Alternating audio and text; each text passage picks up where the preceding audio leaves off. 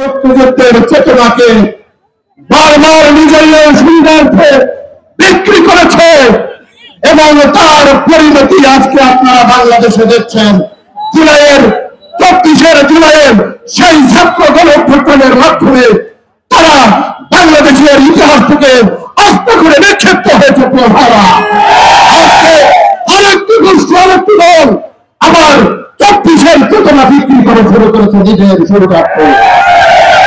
আমি তাদেরকে হুঁশিয়ারি উচ্চারণ করে বলতে চাই, বাংলাদেশ জাতীয়তাবাদী দলের পক্ষে বিরুদ্ধে বহু ষড়যন্ত্র হয়েছে জিয়াউরকে হত্যার মাধ্যমে, কিন্তু বাংলাদেশের মানুষ শহীদ রাষ্ট্রপতি জিয়া রহমানের আদর্শকে বুকে ধারণ করেছে। প্রিয় বাবা দিয়েছিল সেটি শহীদ রাষ্ট্রপতি জিয়া রহমান।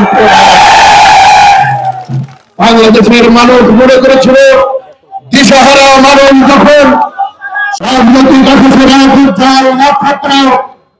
বাংলাদেশের ক্ষণদম্য রাষ্ট্রনায়ক বহুদলীয় গণতন্ত্রের প্রবক্তা রবীন্দ্রের বীর মুক্তিযোদ্ধা মহান স্বাধীনতার ঘোষক বাংলাদেশ জাতীয়তাবাদী দল, এই জাতীয়তাবাদী দলের প্রতিষ্ঠাতা শহীদ রাষ্ট্রপতি জিয়া রহমানকে আমি গভীর শ্রদ্ধা ভরে স্মরণ করছি।